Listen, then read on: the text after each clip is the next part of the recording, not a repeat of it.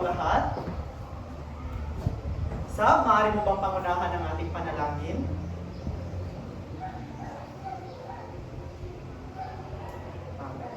Magandang hapon sa inyong lahat. Okay, bago tayo magsiupo, pakiayos muna ng hanay ng iyong mga upuan at pakibulot ng mga basura na kakalat sa paligid. Pag naayos niyo ang hanay at wala ng basura, maaari na kayong magsiupo. Okay, kamusta naman ang inyong araw? Okay, mabuti naman.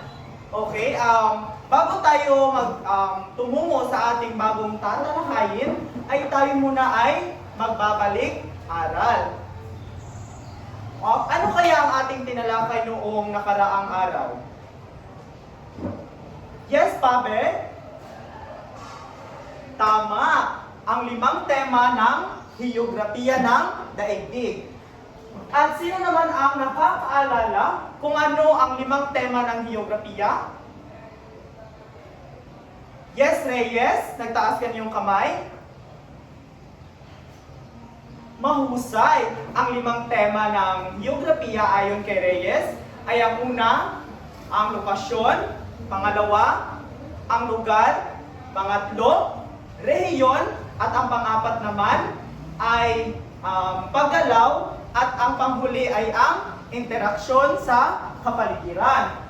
Mabuti at naalala niyo pa ang ating itinalakay noong nakaraang araw. Ngayon naman, bago tayo tutungo sa ating bagong tatalakayin, ay mayroon muna tayong kaunting aktibidad. Ngunit, 2 ang ating gagawing aktibidad. Ang una ay ang pagganyak. Ito ay pinamagatang hulaan mo kung ano ako. Okay. Sa aktibidad na ito, ay mayroon akong 3 larawan na ipapakita sa PowerPoint. At ito ang unang grupo at ito naman ang pangalawang grupo. Ang bawat grupo ay mag-uunahan. Okay. Kung sino ang unang makadalawang puntos ay siyang panalo. At mamaya pagkatapos sa klase ay mayroon kayong premyo sa akin. Okay. Sa unang larawan naman, na aking ipapakita, ang gagawin nyo lamang ay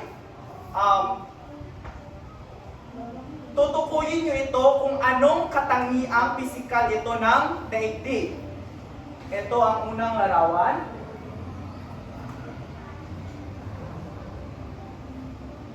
Yes, group 1.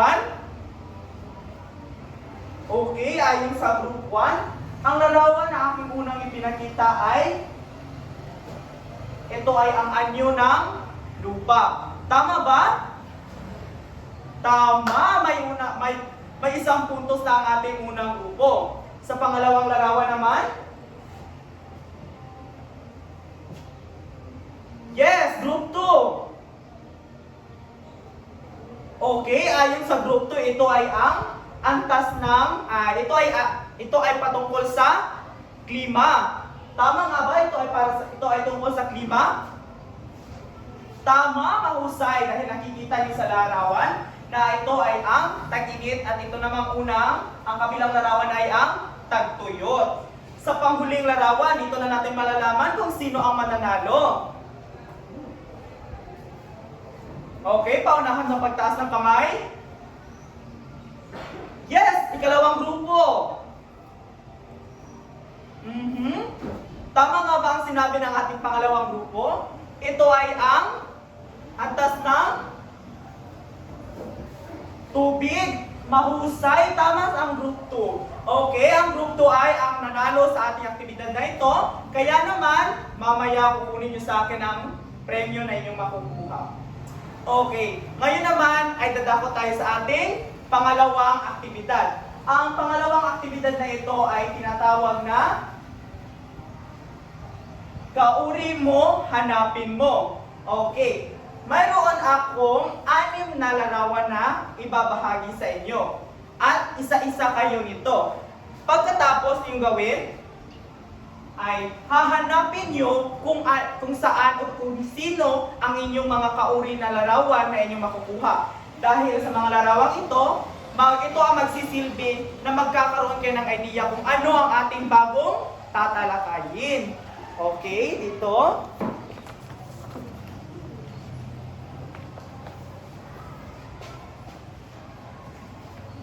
Ito naman. Okay. At mayroon lamang kayong 2 minuto para hanapin kung sino ang inyong mga kauri sa larawan na aking ibinahagi. Ang 2 minuto ay magsisimula na. Gawin ito nang walang ingay. Okay, at mukhang natapos na at nakita nyo na kung sino ang inyong mga kauri sa larawan. Yes, dito Reyes. At Regine, mukhang kayong dalawa ang magkauri sa larawan. Okay, ang nakuha ni Regine at ni Reyes na larawan ay? Okay, ano? Okay, ayon sa kanila ito ay larawan ng tubig at ng lupa. Dito naman sa ikalawang grupo, sab at sanggunian, ano ang inyong nakuha? Okay, sa kanilang larawan ay nakuha nila na ito ay larawan ng daigdig. At ano pa? May satellite. Dito naman sa ikatlong grupo. Yes, Leo at Alan, ano yung mga nakuha? Okay, ang larawan na kanilang nakuha ay tungkol sa tradisyon at pananamit ng Pinoy. Okay. Okay, mayroon akong katanungan.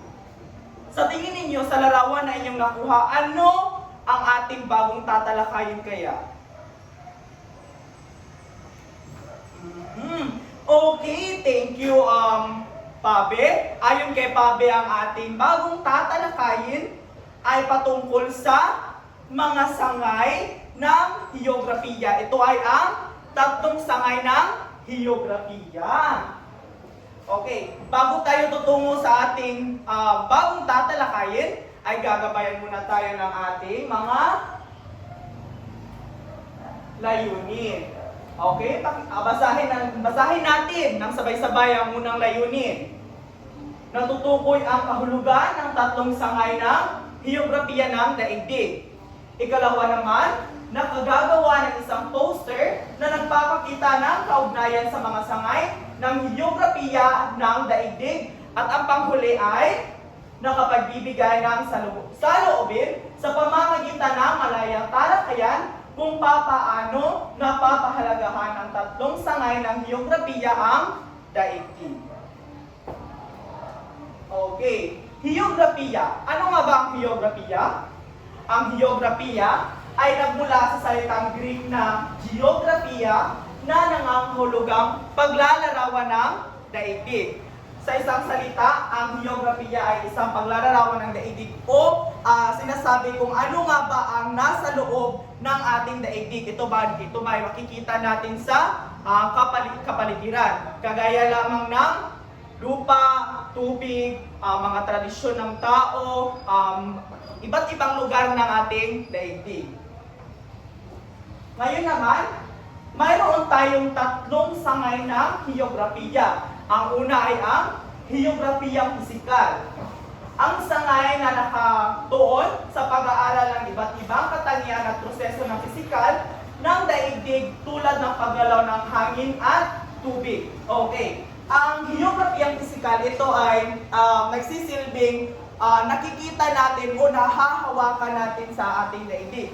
Kagaya namang ng tubig, lupa, at ang heograpiya pisikal ay nagagamit din ito ng mga tao sa kanilang pamumuhay, pag-unlad ng kanilang pamumuhay.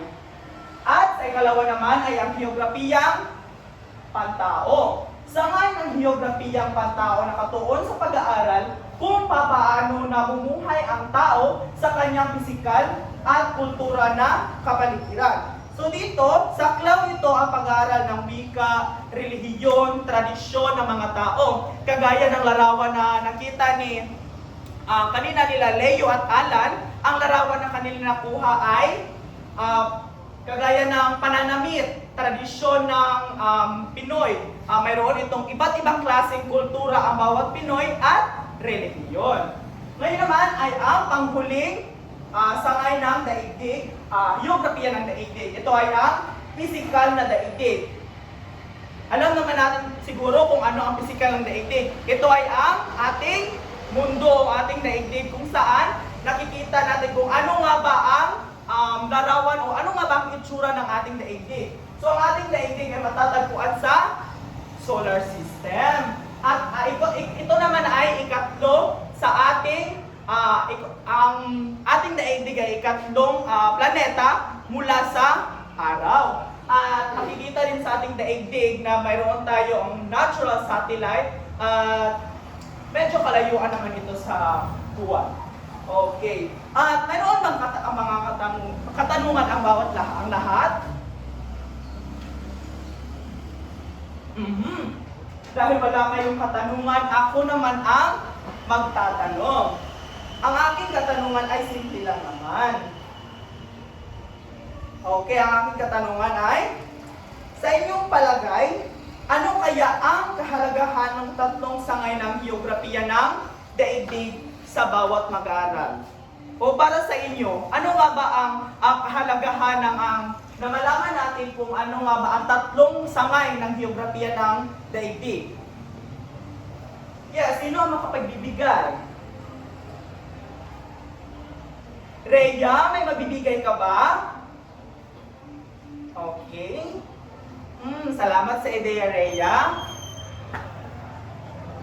Yes, sharing ka. Meron ka bang ideya? Okay, salamat naman sa ideya. Yes, Sab, mukhang may ideya si Sab. Alam kong may ideya to si Sab kasi nagtaas na naman siya ng kamay. Okay, para kay Sab, kailangan natin malaman ang tatlong sangay ng geografiya ng daigdig. Dahil sa paraang ito, alam natin kung ano nga ba ang nasa loob ng ating mundo o ng ating daigdig. Kung ano nga ba ang mga bawat paggalaw na nasa ating mundo. Kung ano nga ba ang ating mga kinalakihan, mga pisikal na nakikita sa loob ng ating daigdig. At mga ito ay tinatawag na ginagamit din natin para tayo ay mabuhay o para sa ating pamumuhay. May mga katanungan pa ba? Okay, mukhang wala na talagang mga katanungan. Ngayon naman, at dahil wala na kayong mga katanungan, tayo ay dadako sa ating pangkatang gawain. Ito ay ang poster making. So, hahatiin ko kayo sa tatlong grupo. Dito mula kay Segovia, patungo kay Gillian, ang unang grupo. At ang ikalawang grupo naman ay kay Leo Jan hanggang kay Pion. At ang ikatlong grupo ay kay Paharo hanggang kay Mascardo. Okay. Ang bawat grupo ay gagawa ng isang poster na nagpapakita ng kaugnayan sa mga sangay ng geografiya ng daigdig. Bibigyan ko lamang kayo, ang bawat grupo ay bibigyan ko lamang ng 10 minuto para sa paghahanda. 10 minuto yan. So, siguro naman ay mabibigyan nyo ng halaga ang inyong poster. Mapapaganda nyo ito. At mayroon kayong 2 minuto para sa presentasyon. Sa presentasyon naman ay pipili ang bawat grupo ng 2 representante at iprepresenta nyo lamang ito sa inyong mga designated na lugar kung saan kayo. Okay? Para sa unang grupo, ito. At kasama na dyan ang rubrics. Makikita nyo dyan kung ano ang rubrics ng ating poster making.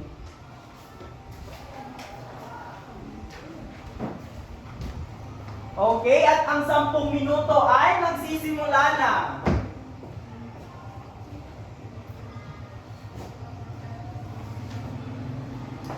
Okay, tapos na ba? Mukhang pa maganda ang ginawa ng ating unang pangkat.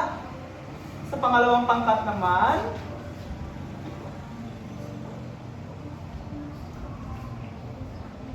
tapos na ba?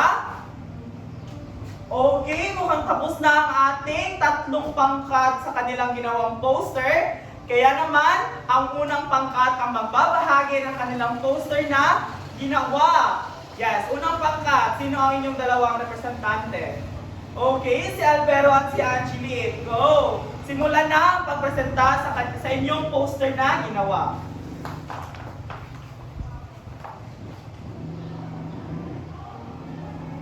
Okay, salamat unang pangkat. Bigyan natin ng 5 bagsak ang unang pangkat. Okay, sa pangalawang pangkat naman, ang representante nila ay si Gerald at Librilia. Pasensya na. Okay, simulan na ang pagpresenta ng inyong poster.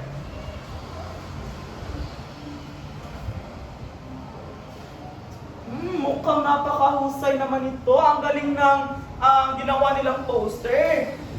Okay, bigyan din natin ng 5 bagsak ang pangalawang grupo. At ang huli naman ay ang pangatlong grupo. Maaari nyo nang simulan.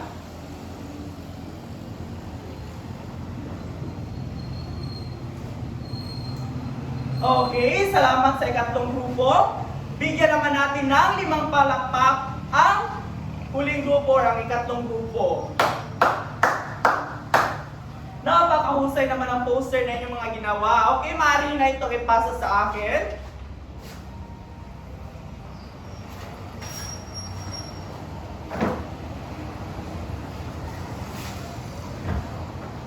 Okay, dahil natapos na ninyo ang ating pangkatang gawain na ginawa, ay babalikan natin ang ating mga layunin kung ito ba ay ating na itumpo. Okay, balikan muna natin.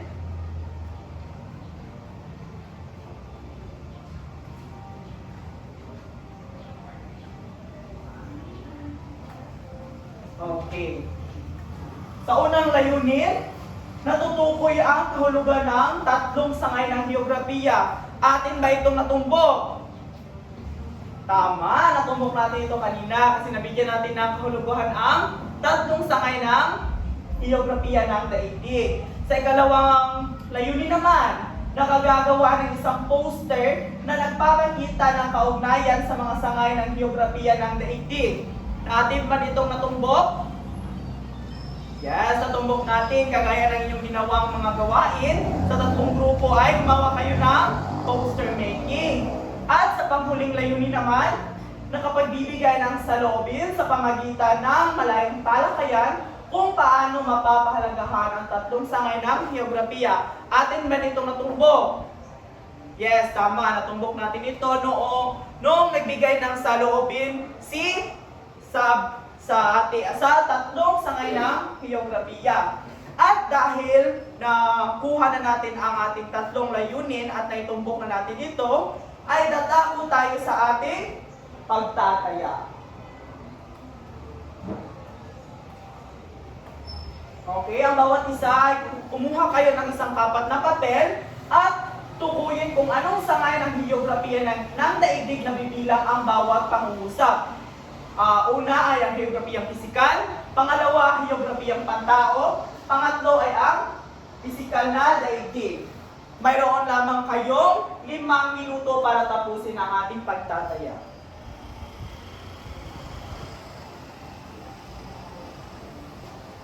Okay, maaari nyo nang ipasa at ako na ang mag-check niya. Okay, maraming salamat. Ngayon naman, ay nadako na tayo sa ating ang gagawin ninyong takdang aralin. Ang inyong takdang aralin ay maaari nyo itong kunan ng larawan or isulat nyo ito sa isang papel. Ang gagawin nyo ay gumawa ng sanaysay tungkol sa epekto ng 3 sangay ng heograpiya ng daigdig at sa atin bilang isang mag-aaral. Ito ay isulat sa isang buong papel at ipasa ito kinabukasan. Okay, nakuha ba ng lahat? Okay, at nakuha ng lahat. Magsitayo na ang lahat. Paalam at maraming salamat.